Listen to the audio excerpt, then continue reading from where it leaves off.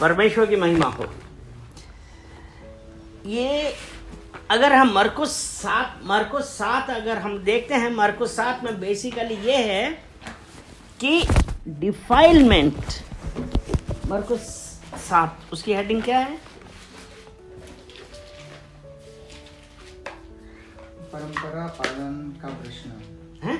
परंपरा पालन का प्रश्न। हाँ, परंपरा पालन का प्रश्न। इंग्लिश वाली में लिखा है defilement comes from with in, हमारे अंदर से ही। डिफाइलमेंट मतलब हमारे अंदर से वो जो गलत निकलता है, इजंट इट, वही होना डिफाइलमेंट। और यहां पे है कि यीशु मसीह जब वो उसके यीशु मसीह के पास जब गए तो वहां पर वो फारसीज ने और स्क्राइब्स साथ का एक पढ़े ना, जो तब फारसी और कुछ शास्त्री जो यरूशलेम से फरीसी और शास्त्री जो यरूशलेम से आए थे उनके पास इकट्ठा हुए, यीशु के पास आके पूछा। और हाँ, और उन्होंने उनके कुछ चेलों को अशुद्ध अर्थात बिना धोए हाथों से रोटी खाते देखा। उन्होंने क्या देखा कि यीशु मसीह के शिष्य क्या कर रहे थे? उन्होंने हाथ नहीं धोए थे और वो रोटी खा रहे थे। अब वो यीशु मसीह से ये पूछते हैं कि ऐसा क्या है, क्योंकि उसमें कहा है कि जो फरीसी है और यहूदी हैं, जो यहूदी है ना, कि वो जब तक अपने हाथ ना धो लें, और वो भी एक स्पेशल वे में जो उनके पूर्व एल्डर्स का ट्रेडिशन है।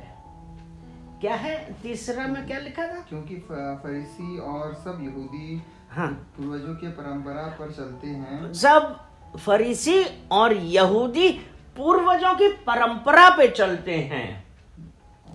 हाँ, और जब तक भली भांति हाथ नहीं धो लेते, जब तक भली भांति हाथ नहीं धो लेते तब तक नहीं खाते हैं। तब तक नहीं खाते। तो हम यहाँ पे क्या देख रहे हैं कि यहाँ पे जो फरीसी लोग हैं और शास्त्री लोग हैं और यहूदी लोग हैं, वो एक परंपरा में बंधे हुए हैं।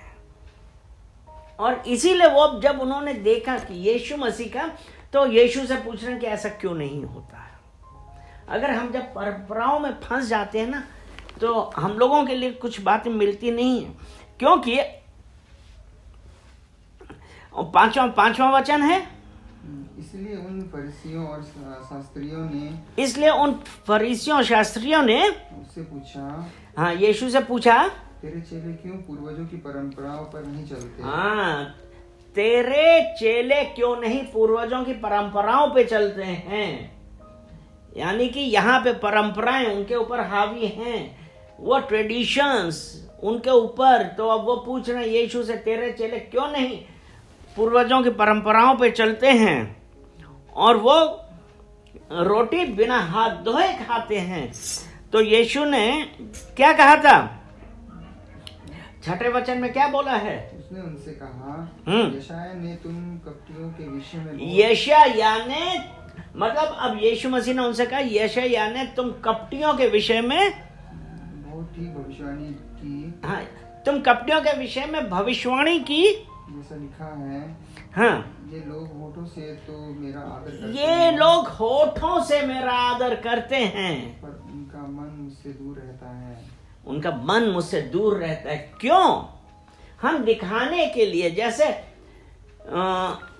उसका एक फरीसी का और वो टैक्स कलेक्टर का याद है कि वो क्या कहता है कि मैं तो 3 बार आराधना करता हूं, मैं अपना दशमांश देता हूं, लेकिन ये पापी को देखो। टैक्स कलेक्टर के लिए बोलते इस पापी को देखो, क्योंकि वो नीचे करके क्या कह रहा था, मैं पापी हूं। यानी कि हम अगर अपनी परंपराओं में फंसे हुए हैं, यानी कि अगर हम परंपरा में फंसे, यानी कि हम पश्चाताप नहीं कर रहे हैं। और वो जो, इसलिए उसने कहा ना कि हम होठों से तो क्या है, आदर करते हैं, होठों से तो आदर करते, हाँ, होठों से आदर करते, लेकिन हमारा हृदय कहाँ पे है? मुझसे दूर रहता है, वो प्रभु से दूर है आपका। यानी कि अब यहाँ पे हम क्या कर रहे हैं, जबकि परमेश्वर तो ये चाहता है परमेश्वर को पास आने के लिए जरूरी है कि हम अपनी परंपराओं से दूर हटे। जब हम अपनी परंपराओं में चलेंगे, क्योंकि परंपराओं के बहुत सारे बंधन होते हैं, और यीशु मसीह किस लिए आया था? उसने सब परंपरा तोड़ दी थी। वो हमको उन परंपराओं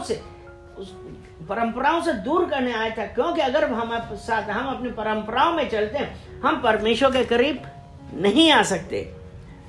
और 7वां वचन में उसने क्या कहा कि वो व्यर्थ में उपासना करते हैं, क्योंकि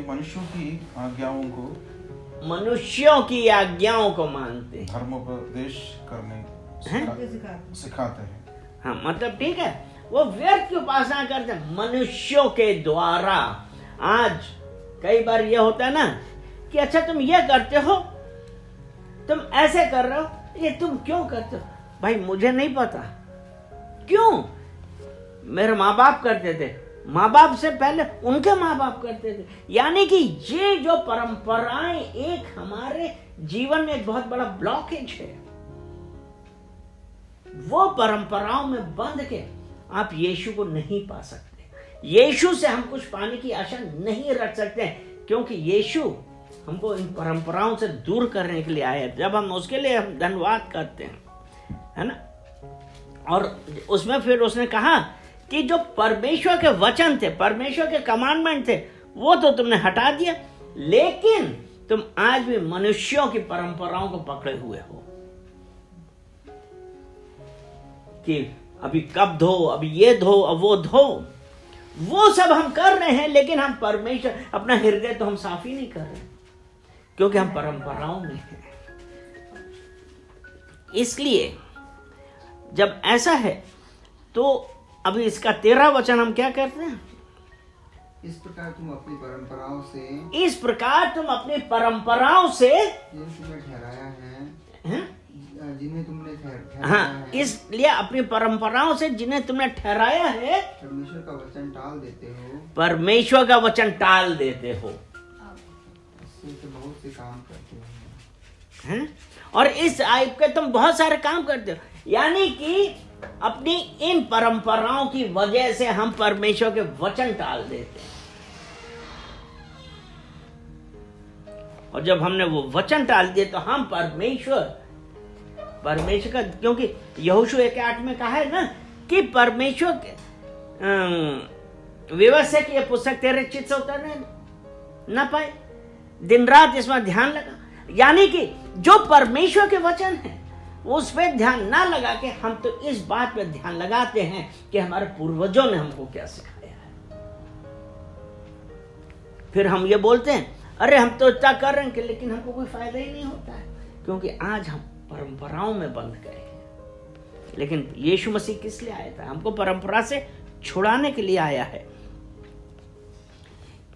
इसीलिए अब फिर उसका है ना, उसका 15 वचन कहता है, ऐसी कोई वस्तु नहीं जो मनुष्य से बाहर से समाकर उसे अशुद्ध करे। ऐसी कोई वस्तु नहीं जो मनुष्य क्या है, मनुष्य में बाहर से, जो मनुष्य में बाहर से आके उसे अशुद्ध करे, परंतु जो वस्तु मनुष्य के भीतर से निकलती है, जो वस्तु मनुष्य के भीतर से निकलती है, वही उसे अशुद्ध करती। यानी कि जो यहाँ पे वो उनके शिष्य बोले कि तुम्हारे लोग तो हाथ नहीं धोते हैं, अशुद्ध करते हैं, तो यीशु ने कहा कि तुम अपनी परंपराओं में फंसे हुए हो, बाप दादाओं की परंपराओं की वजह से, लेकिन तुम्हें ये नहीं पता कि क्या है।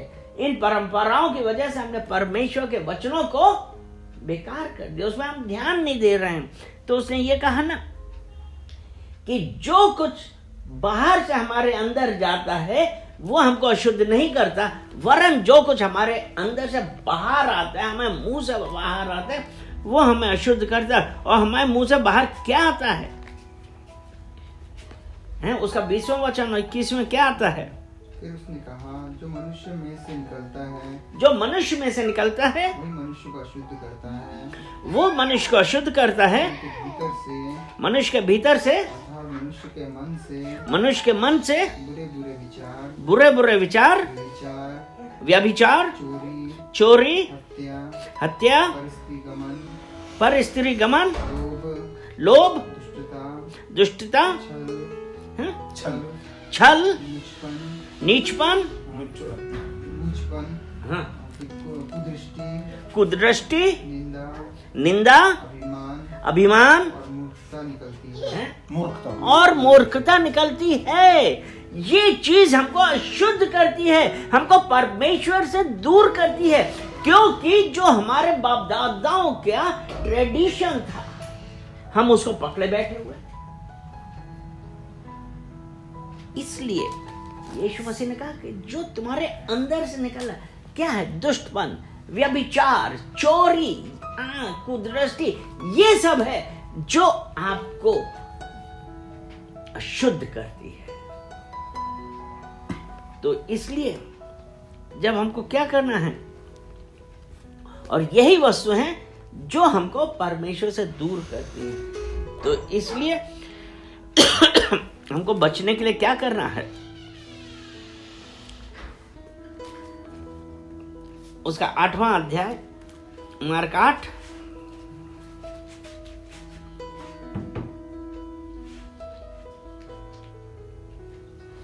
उसका 34 वचन।